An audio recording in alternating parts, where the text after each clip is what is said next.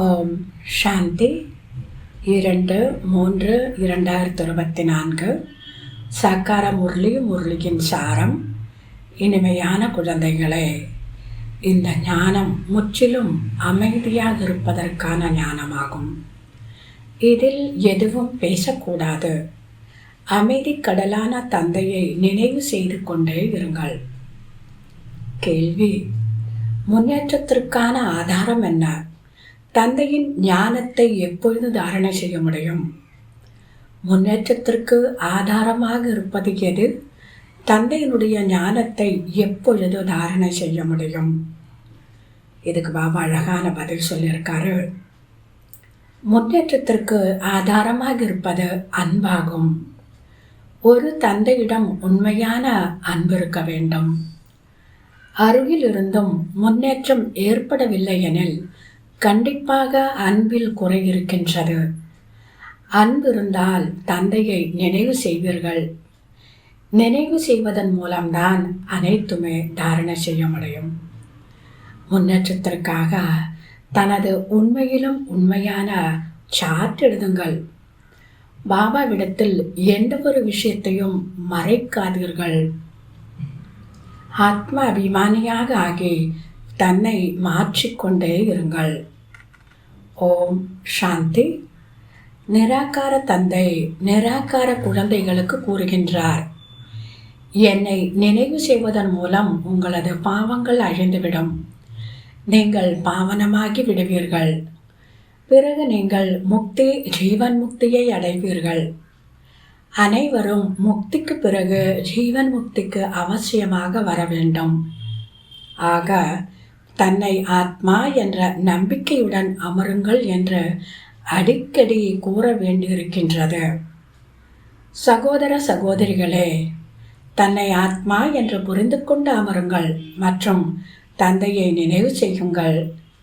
இந்த கட்டளையை தந்தை தான் கொடுத்திருக்கின்றார். இது நினைவு யாத்திரையாகும். எதுவரை தந்தையை புரிந்து கொள்ளவில்லையோ அதுவரை உங்களது புத்தியில் எதுவுமே அமராது என்று கூறுங்கள். நீங்களும் ஆத்ம அபிமான நிலையில் இல்லாத வரைக்கும் கண்கள் கெட்டதாகவே இருக்கும். தன்னை ஆத்மா என்று புரிந்து கொள்ளும் போதுதான் கண்கள் நல்லதாக ஆகின்றது. ஆத்மா அபிமானியாக இருந்தால் பிறகு உங்களை கண்கள் ஏமாற்ற முடியாது. ஆத்ம அபிமானியாக இல்லை எனில் மாயை ஏமாற்றிக்கொண்டே இருக்கும். ஆகவே முதலில் ஆத்ம அபிமானியாக ஆக வேண்டும்.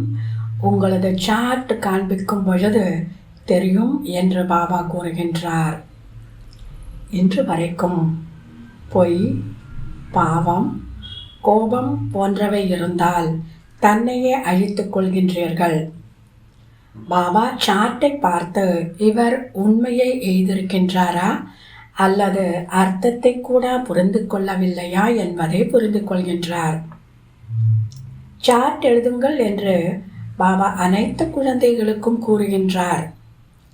எந்த குழந்தைகள் யோகாவில் இருப்பதில்லையோ அவர்களால் சேவையும் செய்ய முடியாது. அன்பில் கூர்மை இருக்காது. கோடியில் சிலர் வெளிப்படுவார்கள் என்று பாபா கூறுகிறார். ஆனால் நீங்கள் யோகா செய்யவில்லை என்றால் மற்றவர்களுக்கு எப்படி கூறுவீர்கள்? இப்பொழுது தந்தை கூறுகின்றார், குழந்தைகளே, கடந்தது கடந்ததாக இருக்கட்டும். முதலில் தன்னை மாற்றிக்கொள்ளுங்கள். நான் என்னை ஆத்மா என்ற உணர்ந்து தந்தையை எந்த அளவிற்கு நினைவு செய்கின்றேன் என்று தன்னை சோதனை செய்து பாருங்கள். தன்னுடைய உள்ளத்தையே கேளுங்கள். குழந்தைகளாக நீங்கள் குடும்பத்தில் இருந்தாலும் தூய்மையாக இருக்க வேண்டும். மிக அருகாமையில் இருக்கின்றனர். நிறைய குழந்தைகள் மிக அருகாமையிலும் இருக்கின்றனர். இருப்பினும் முன்னேற்றம் ஏற்படுவதில்லை. யார் அந்த அன்புடன் வருகின்றார்களோ அவர்களுக்கு அதிக முன்னேற்றம் ஏற்படுகின்றது. நினைவில்லை எனில் அன்பு இருப்பது கிடையாது. ஆக பாபாவினுடைய ஞானத்தை தாரணை செய்ய முடிவதில்லை. அன்பில்லை என்றால் பாபா தரக்கூடிய ஞானத்தை தாரணை செய்ய முடிவதில்லை. நல்லது. தாரணைக்கான முக்கிய சாரம். முதலாவது, உள்ளுக்குள் தந்தையை நினைத்து மகிழ்ச்சியாக இருந்து கொண்டே மற்றவர்களுக்கும் தந்தையின் அறிமுகத்தை கொடுக்க வேண்டும். அனைவருக்கும் ஒரு தந்தையின் மகிமையை கூற வேண்டும். இரண்டாவது, ஆத்ம அபிமானியாக ஆகக்கூடிய பயிற்சி அதிகமாக செய்ய வேண்டும். அதிகமாக பேசக்கூடாது. கடந்த காலங்கள் கடந்தவைகளாக இருக்கட்டும். முதலில் நீங்கள் உங்களை உயர்த்தி கொள்ள வேண்டும். இன்றைய அழகான வரதானம். பிராமண வாழ்க்கையில் பல்வேறு வகையான அனுபவங்களின் மூலம் அழகை அனுபவம் செய்யக்கூடிய நிறைவான ஆத்மாகுக. பிராமண வாழ்க்கையில் பல வகையான அனுபவங்களின் மூலம் உண்மையான அழகை அனுபவம் செய்யக்கூடிய, அதாவது ரமணீகரத்தை அனுபவம் செய்யக்கூடிய நிறைவான ஆத்மாகுக. விளக்கம். வாழ்க்கையில் ஒவ்வொரு மனிதாத்மாவின் விருப்பங்கள் விதவிதமாக உள்ளன. எனவே முழு நாளில் விதவிதமான தொடர்பு, விதவிதமான சொரூபத்தினுடைய பல்வேறு விதமான அனுபவங்கள் செய்யுங்கள். அப்பொழுது மிகவும் அழகான வாழ்க்கையை அனுபவம் செய்வீர்கள். பிராமண வாழ்க்கை பகவானுடன் அனைத்து சம்பந்தங்களையும் அனுபவம் செய்யக்கூடிய நிறைந்த வாழ்க்கையாகும். பிராமண வாழ்க்கை என்பது பகவானுடன் அனைத்து வித சம்பந்தங்களையும் அனுபவம் செய்யக்கூடிய நிறைந்த வாழ்க்கையாகும்.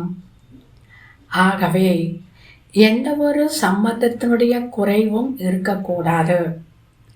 ஒருவேளை யாராவது சிறிய அல்லது சாதாரண தொடர்பில் ஆத்மாவுடைய சம்பந்தம் கலப்படமாகிவிட்டால், மனிதாத்மாக்களுடைய அன்பில் இருந்தீர்கள் என்றால் அனைத்தும் என்ற வார்த்தை முடிவடைந்துவிடும். அதாவது ஒருத்தர்கிட்ட சர்வ சம்பந்தம் வைக்கிறப்போ நிறைவான வாழ்க்கை அனுபவமாகும். எங்கேயாவது ஏதாவது ஒரு சம்மதத்தில், அதாவது ஒரு சிறிய அளவில், அது இல்லாமல் ஒரு சாதாரண அளவில் கூட அதில் மற்ற மனிதனுடைய அன்பு, அதுதான் கலப்படம் என்கிறார். அந்த கலப்படம் இருந்ததென்றால் அனைத்தும், எல்லா பிராப்தி, சர்வ பிராப்தி, நிறைவான பிராப்தி அப்படிங்கிற வார்த்தை முடிவடைந்துவிடும். எங்கு சர்வ அனைத்து என்பது இருக்கிறதோ அங்குதான் சம்பன்னத்தன்மை இருக்கிறது. ஆகவே அனைத்து சம்பந்தங்களினால் நினைவு சுரூபமாகுங்கள். ஸ்லோகன். தந்தைக்கு சமமாக அவ்யக்த ரூபமாக இயற்கையினுடைய ஒவ்வொரு காட்சியையும் பார்த்தீர்கள் என்றால் குழப்பத்தில் வரமாட்டீர்கள். தந்தைக்கு சமமாக அவ்யக்த ரூபமாகி இயற்கையினுடைய ஒவ்வொரு காட்சியையும் பார்த்தீர்கள் என்றால் குழப்பத்தில் வரமாட்டீர்கள். நல்லது. இனிமையிலும் இனிமையான 5000 வருடங்களாக காணாமற் போய் மீண்டும் கண்டெடுக்கப்பட்ட செல்ல குழந்தைகளுக்கு தாய் தந்தை பாப் தாதாவின் அன்பு நினைவுகள் மற்றும் காலை வணக்கம். ஆன்மீக குழந்தைகளுக்கு ஆன்மீக தந்தையின் நமஸ்காரம். ஆன்மீக தந்தைக்கு ஆன்மீக குழந்தைகளின் நமஸ்காரம். ஓம் சாந்தி.